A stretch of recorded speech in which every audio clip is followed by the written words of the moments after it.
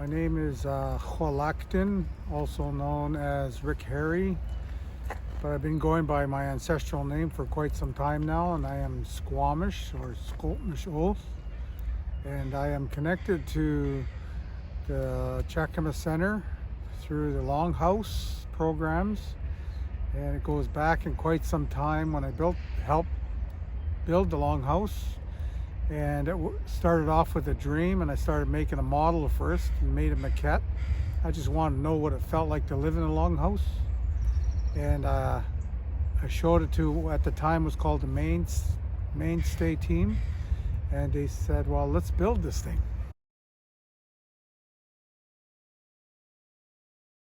When I was looking at it, I was looking at the idea of the longhouse had to face the water. So the pond, or what we call the pond in front there, made it look like as if you were able to come in the canoe, come into the longhouse. But although it's right beside the Cheakamus River.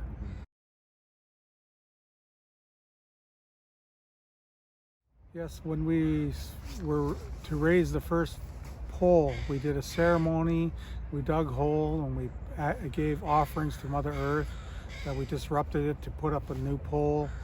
And we had North Shore News come by, and when we raised that first pole, we weren't quite thinking about, it's pretty comical because we raised that pole, but the pole was too small. It just almost looked like a little pecker pole. So after the whole ceremony idea, we had to take it back down and put the right size pole up for that front of that longhouse. And we had a crew of all Squamish, and we had a lot of good laughs. Like for one instance, we had, as we're chatting away in the morning, there's a night, we had to dig these holes through engineering. We had to dig these holes 5 feet deep. But when it rained so much, looked like a puddle. So one of the guys walked into it and thought it was just a puddle, but fell 5 feet into the water. So we had a lot of fun times and lots of humor. Yeah.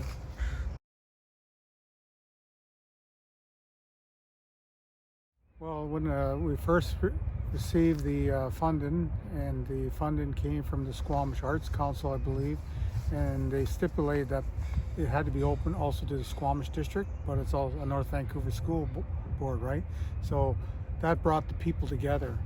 You know, it's a good way to bring people together through culture, through stories, through truth and reconciliation, just trying to put in perspective what happened, but where do we want to go now? Where do we want to go with all the atrocities that happened, and focus on unity, becoming one, and also not forgetting what happened. So we pulled people in from the community, from the schools, the district, and even people that travel from England. There's some people from England that took wood off that project. And we just told stories, and a lot of it, we want to humor things just so it brings people together in harmony with one another. Yeah. It's like breaking the ice.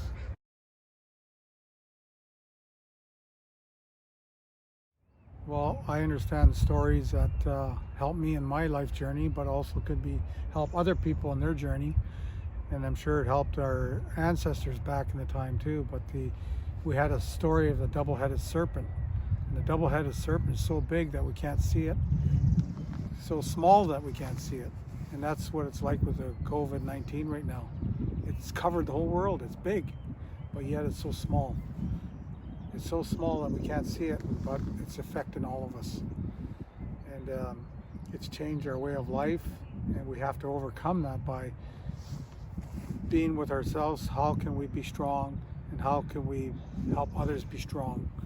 And that way we could overcome it. And that serpent could be slayed.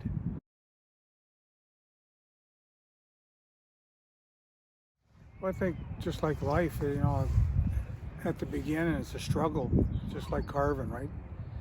And that struggle is, if you haven't learned how to carve, you start carving, you realize, okay, it just seems hard.